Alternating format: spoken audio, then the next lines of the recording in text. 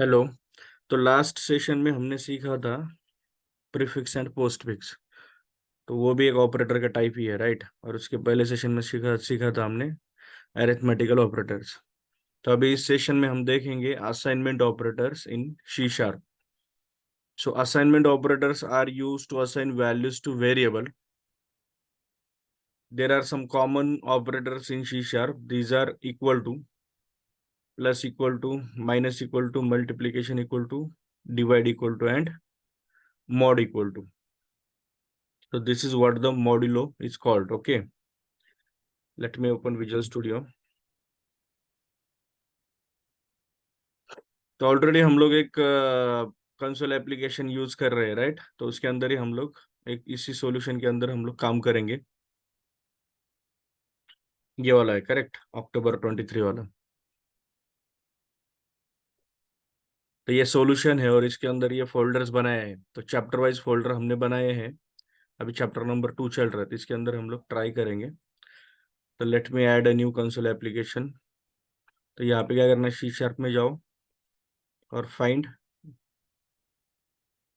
Console app dot net framework.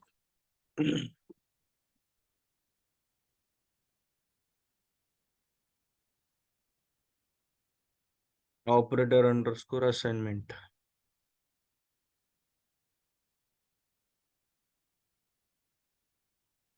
ठीक है।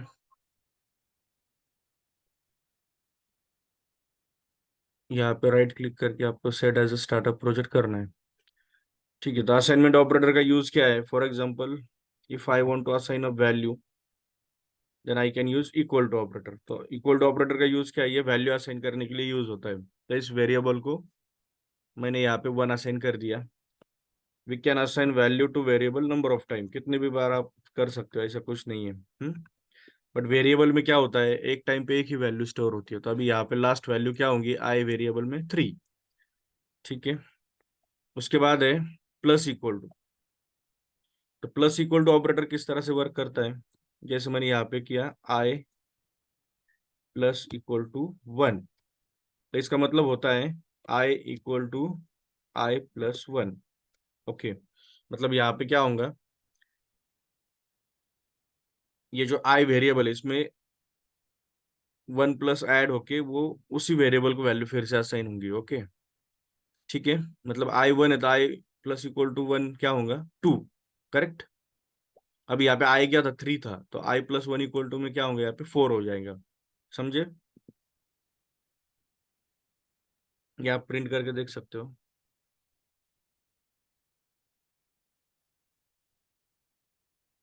यहाँ पे अगर अपन ने आई प्रिंट किया तो आपको समझ में आएगा। ठीक है। एक बार एग्जीक्यूट करके देखते हैं।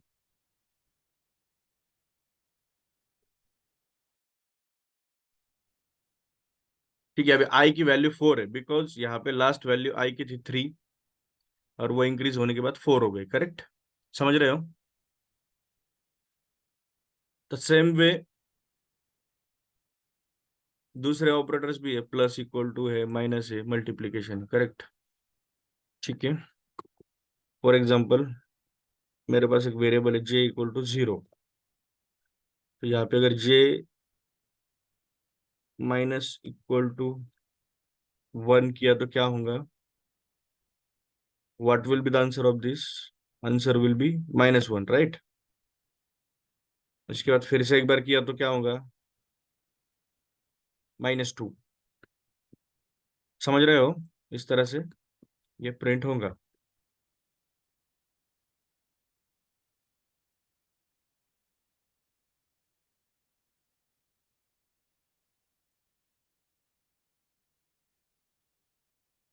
अभी आप एग्जीक्यूट करके देखोगे तो यहाँ पे -1 प्रिंट हुआ है और यहाँ पे -2 हुआ है बिकॉज वो माइनस माइनस हो रहा है। ठीक है। सेम वे मल्टीप्लीकेशन भी है, जे मल्टीप्लीकेशन इक्वल टू 5। तो अभी यहाँ पे क्या होगा, 5 से मल्टीप्लाई होगा जो भी वैल्यू है और वो इसमें स्टोर हो जाएंगे। ठीक है। डिवाइड का भी ऐसा ही है।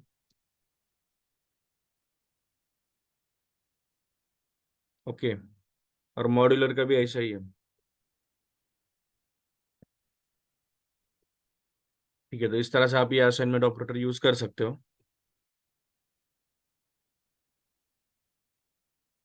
इसके बाद रिलेशनल ऑपरेटर।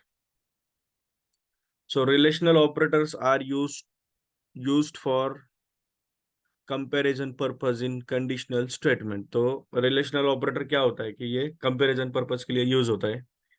इसमें है डबल इक्वल टू। तो सिंगल इक्वल टू हमने देखा है, उसका यूज क्या है, असाइनमेंट कर वैल्यू असाइन करने के लिए। बट डबल इक्वल टू का क्या है, वो इक्वालिटी चेक करता है। तो अभी हम लोग देखेंगे इक्वालिटी कैसे चेक होती है। Not equal to is for inequal, greater less, than greater equal to and less equal to. तो let me add a new project.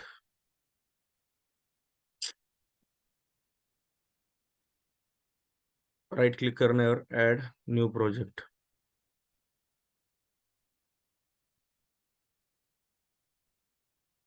Operator में क्या है, रिलेशनल ऑपरेटर, राइट। रिलेशनल और कंपैरिजन। ओके।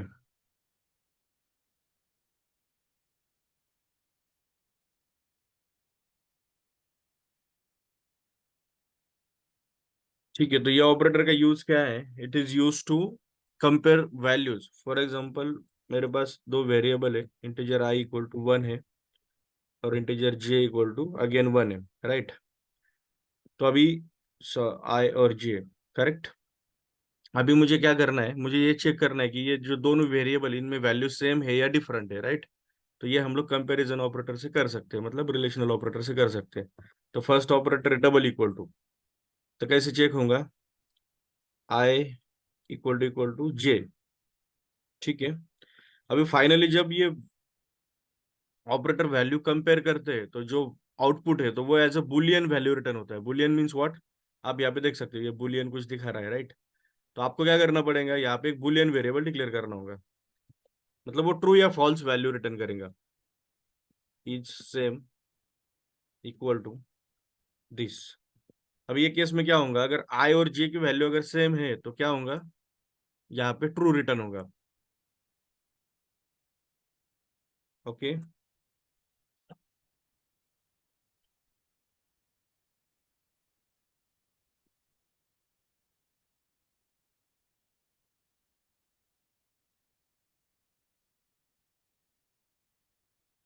यहाँ पे प्रिंट करके देखते हैं, इज इक्वल में क्या प्रिंट हो रहा है, राइट। यहाँ पे always console dot read line होना चाहिए लास्ट में। ओके।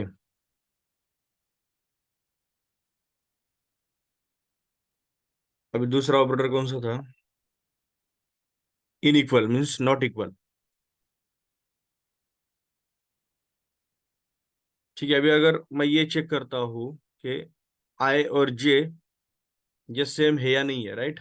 तो इसके पहले क्या करेंगे हम लोग, यहाँ पे नॉट इक्वल ऑपरेटर यूज करेंगे। अब ये केस में क्या है, आई इक्वल टू जे, मतलब दोनों सेम है तो इट विल रिटर्न ट्रू। अब यहाँ पे मैंने लिखा है I is not equal to जे, तो आई और जे सेम है या नहीं है, तो ये सेम है, राइट। तो ये केस में फॉल्स आएगा, मतलब वो नॉट इक्वल नहीं है, वो इक्वल है, राइट। ठीक है, प्रिंट करके देखते हैं एक बार। ठीक है, आप देख सकते हो यहाँ पे फर्स्ट आंसर जो आया है वो ट्रू है, करेक्ट। और दूसरा क्या है, ये फॉल्स है। ओके। आप यहाँ पे कंसोल में मैसेज भी प्रिंट कर सकते हो, इक्वल ऑपरेटर। और यहाँ पे आपको प्लस करना है, मतलब ये वेरिएबल है और ये कोई स्ट्रिंग है, ये दोनों को कॉन्केट किया है यहाँ पे। ओके, तो इस तरह से भी आप मैसेज प्रिंट कर सकते हो। सेम वे यहाँ पे भी करता हूँ, नॉट इक्वल ऑपरेटर। ठीक है, फिर से एक बार एग्जीक्यूट करके देखते हैं। ठीक है, जो फर्स्ट आउटपुट है इक्वल ऑपरेटर का वो ट्रू आया है, राइट। इस वेरिएबल में ट्रू आंसर आया है, और यहाँ पे नॉट इक्वल ऑपरेटर में क्या आया है, फॉल्स आया है, करेक्ट। ये फॉल्स प्रिंट हुआ है।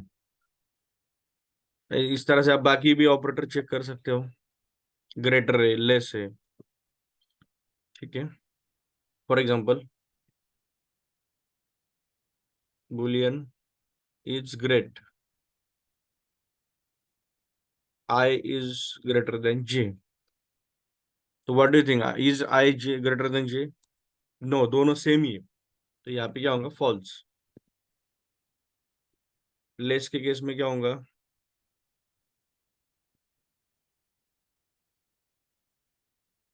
यहाँ पे भी फॉल्स होगा, बिकॉज वो लेस भी नहीं है, राइट? ये कब ट्रू होगा? अगर आई अगर जे से ग्रेटर है तो ही, बट वो दोनों सेम है इसलिए फॉल्स। और ये भी कब ट्रू होगा? अगर आई अगर जे से लेस है तो, बट ये सेम है इसलिए फॉल्स। अगेन, ग्रेटर इक्वल और लेस इक्वल, राइट? ये दो ऑपरेटर्स है, तो ये किस तरह से अप्लाई होते हैं? आपको यहाँ पे इक्वल टू भी अप्लाई करना है, और यहाँ पे भी इक्वल टू अप्लाई करना है। तो ये केस में दोनों ट्रू हो जाएंगे, बिकॉज ये ग्रेटर और इक्वल चेक करता है, मतलब या तो सेम है या फिर ग्रेटर है, ऐसा। तो ये केस में वो ट्रू होगा, राइट? अगर ये आउटपुट आप प्रिंट करोगे तो यू विल सी इट।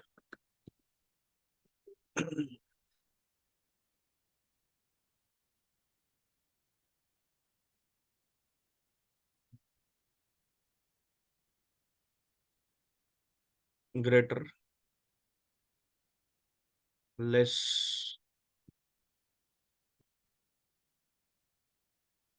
उसके बाद है greater equal to less equal to, equal and यहाँ पे होगा लेस इक्वल।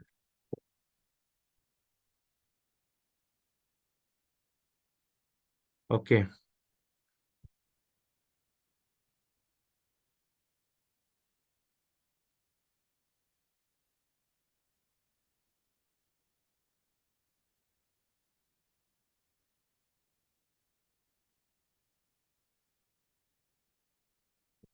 अभी रन करके देखते क्या आता है आउटपुट। ठीक है, अभी आउटपुट आप देख सकते हो, ये ग्रेटर ऑपरेटर है, राइट? तो ये भी फॉल्स आया है, बिकॉज मैंने बताया था वो ग्रेटर नहीं है, वो इक्वल है, राइट? ये लेस भी फॉल्स आया है, because this is not less as well, वो इक्वल है। ग्रेटर इक्वल टू ट्रू है और लेस इक्वल टू भी ट्रू है, बिकॉज वो इक्वल है वो। ये यहाँ पे दोनों भी कंडीशन चेक होंगी। ठीक है, तो इस तरह से ये कंपैरिजन ऑपरेटर आप यूज कर सकते हो।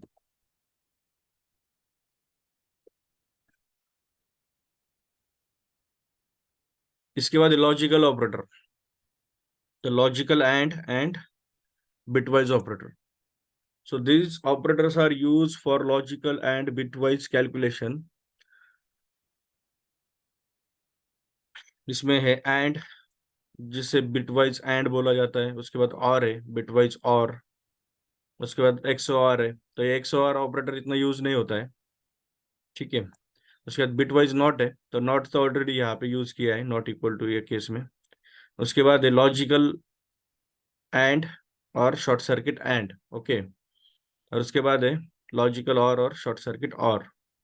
ठीक है, तो ये ऑपरेटर भी, एक से ज्यादा कंडीशन अगर आपको चेक करनी है तो आप ये ऑपरेटर यूज कर सकते हो। ओके, तो मैं आपको एक एग्जांपल दिखाता हूँ यहाँ पे।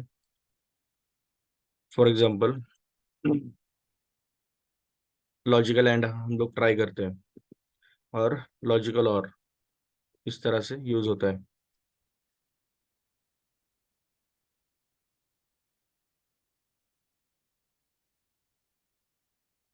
इस तरह से यूज होता है। कीबोर्ड पे आपको टाइप करना होगा। फॉर एग्जांपल मेरे पास दो वेरिएबल है, integer X equal to 1, integer Y equal to 2। ठीक है, तो जैसे मुझे एक से ज्यादा कंडीशन चेक करनी है, for example Boolean result equal to x is greater than 1 and x is x is less than 0।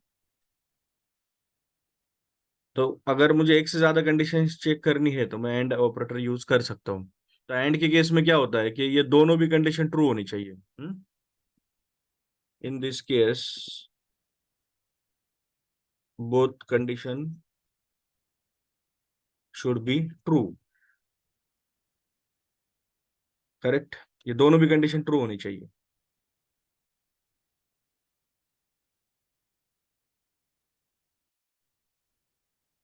Okay, तो ये केस में क्या होगा? अभी फर्स्ट कंडीशन क्या है मेरी? X equal to one, right? X equal to one है तो X is greater than one, ये कंडीशन फॉल्स हो जाएंगी, राइट? ठीक है। और सेकंड कंडीशन क्या है? Y, sorry, X is less than zero. तो ये कंडीशन, एक्स ये जीरो से लेस है क्या? नहीं है, राइट?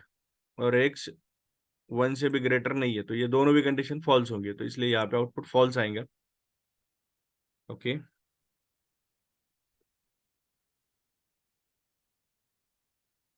ये केस में क्या होगा? The output will be false.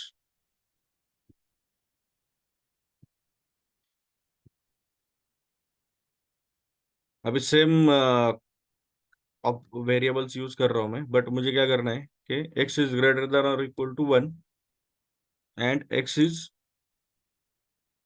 Less than to.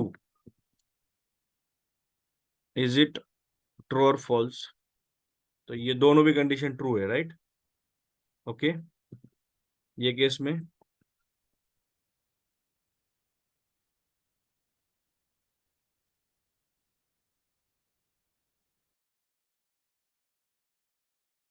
Okay, तो यहाँ पे क्या होगा? X is greater than equal to one, ये कंडीशन भी ट्रू है। और X is less than two, तो ये भी कंडीशन ट्रू है, तो यहाँ पे आउटपुट ट्रू आना चाहिए। ओके। और जो और एक केस मैं ऐड करता हूँ यहाँ पे, third case. For example, first condition true है बट सेकंड कंडीशन फॉल्स है, तो यहाँ पे भी क्या होगा फिर? फॉल्स। ये केस में भी मैं यहाँ पे डबल कोट में जो ऐड कर रहा हूँ वो एज इट इज प्रिंट होगा, ये कुछ कुछ चेक नहीं करता है, ठीक है? ये बस आपको शो करने के लिए है। ठीक है, रन करके देखते हैं।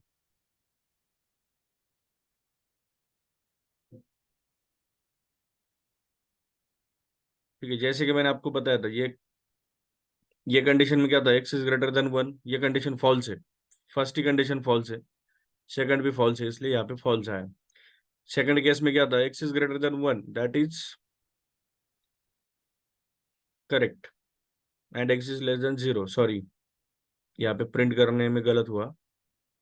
एक मिनट में वो टिक करता हूँ पहले।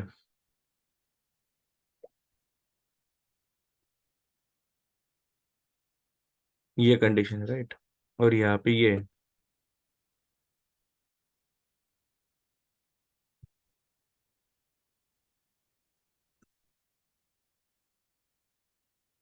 ठीक है। सेकंड केस में क्या है? ग्रेटर देन इक्वल टू है, तो यहाँ पे ये सेम है इसलिए ट्रू। और ये X is less than two, मतलब एक्स वन है तो टू से छोटा है, इसलिए दोनों भी कंडीशन ट्रू हो गए, इसलिए ट्रू। ये केस में क्या होगा? हुआ कि फर्स्ट कंडीशन ट्रू थी बट सेकंड फॉल्स है, इसलिए फॉल्स। तो एंड में क्या होता है कि दोनों भी कंडीशन ट्रू होनी चाहिए। और सेम वे से आप सिंगल एंड भी यूज कर सकते हो, दोनों का आउटपुट सेम ही है। उसमें नॉर्मल डिफरेंस है बट वो अभी मैं एक सेपरेट सेशन में आपको बताऊंगा उसमें क्या डिफरेंस है। इसमें वही केस है, सेम केस है। जैसे डबल एंड वर्क करता है, सेम कंडीशन यहाँ पे भी अप्लाई होती है। और के केस में क्या होता है? इधर one condition should be true, मतलब दोनों में से एक भी कंडीशन ट्रू हो गई तो it will become a true.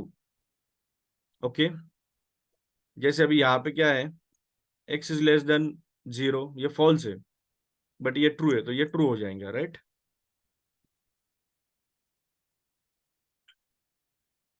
ठीक है, बाकी नॉट तो आपको पता ही है, ये चेक करता है कि इक्वल है या नहीं है, राइट?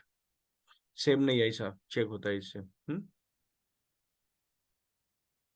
और लॉजिकल एंड मतलब लॉजिकल एंड ये है राइट, और लॉजिकल और ये है राइट।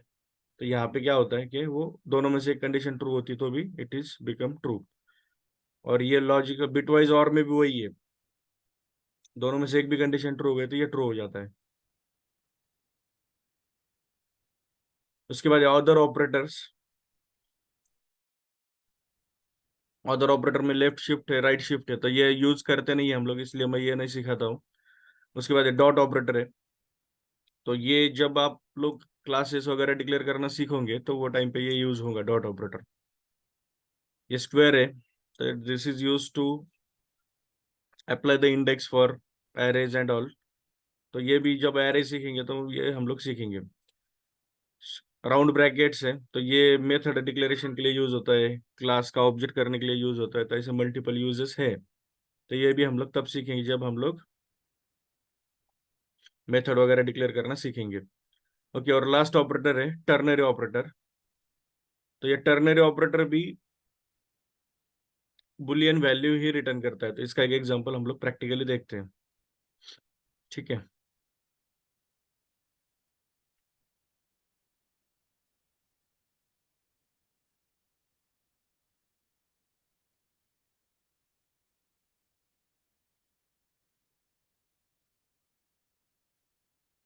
तो टर्नरी ऑपरेटर का यूज क्या है? अगर आपको सिंगल लाइन में अगर कोई कंडीशन चेक करनी है तो आप ये टर्नरी ऑपरेटर यूज करके कर सकते हो। फॉर एग्जांपल, एक स्ट्रिंग वेरिएबल डिफाइन किया मैंने, string str equal to blank value assign किया राइट। उसके बाद एक वेरिएबल डिक्लेयर किया है integer X Z equal to 1। और अभी यहाँ पे मुझे क्या आउटपुट प्रिंट करना है कि जैसे if Z is greater than 1, तो उसने रिटर्न करना चाहिए कि जेड ये 1 से ग्रेटर है। और अगर नहीं है तो आउटपुट रिटर्न करना चाहिए कि जेड इज लेस देन 1।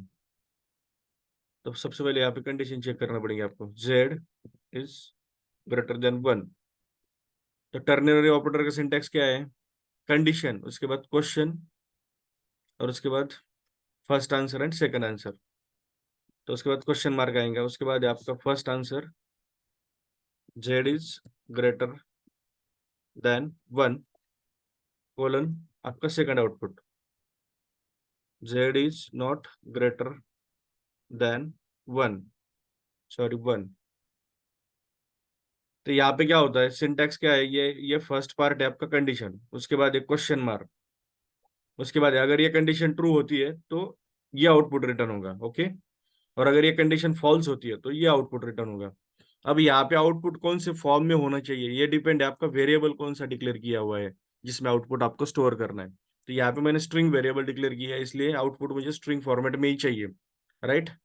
तो अभी Z is greater than 1, true true और फॉल्स, तो आंसर फॉल्स है, तो इसमें क्या होगा, ये आउटपुट में क्या आएगा, ये आएगा। तो अगर मैं इसे प्रिंट करता हूँ, प्रिंट करके समझ में आएगा कि क्या आउटपुट आने वाला है राइट। तो आप इस तरह से चेक कर सकते हो। अभी अगर मैं रन करूंगा तो यहाँ पे देख सकते हो आप, Z is not greater than 1 ये प्रिंट हुआ है, मतलब उसने क्या प्रिंट किया, ये वाला पार्ट। ठीक है, फिर से सेम कंडीशन को हम लोग क्या करते हैं, चेंज करते हैं। जेड इज ग्रेटर देन और इक्वल टू 1, ट्रू और फॉल्स, तो आंसर इज ट्रू। जेड की वैल्यू 1 है, तो ये क्या करेगा, अभी ये आउटपुट प्रिंट करेगा, करेक्ट।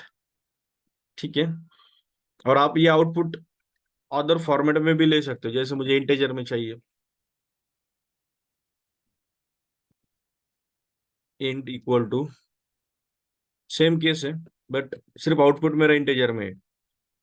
तो अगर ट्रू होता है तो मुझे 1 रिटर्न करना है, और अगर फॉल्स रिटर्न होता है तो मुझे 0 रिटर्न करना है। ठीक है, तो बस यहाँ पे इतना ही है कि आपने जो भी टाइप का वेरिएबल डिक्लेयर किया है उसके हिसाब से आपको वैल्यू रिटर्न करनी होगी। अभी अगर ये कंडीशन ट्रू होती है तो ये 1 रिटर्न होगा यहाँ से इस वेरिएबल में, और अगर ये कंडीशन फॉल्स होती है तो 0 रिटर्न होगा। इस तरह से आप कोई भी वेरिएबल डिक्लेयर कर सकते हो। ठीक है,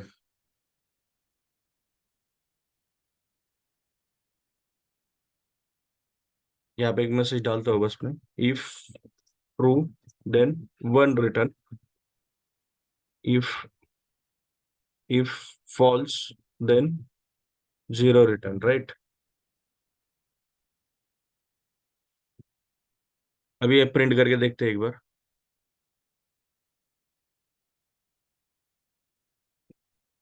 ये मैसेज प्रिंट किया था और यहाँ पे आउटपुट में वन आया है, because condition is true, right. ये कंडीशन ट्रू है इसलिए आउटपुट में वन आया है।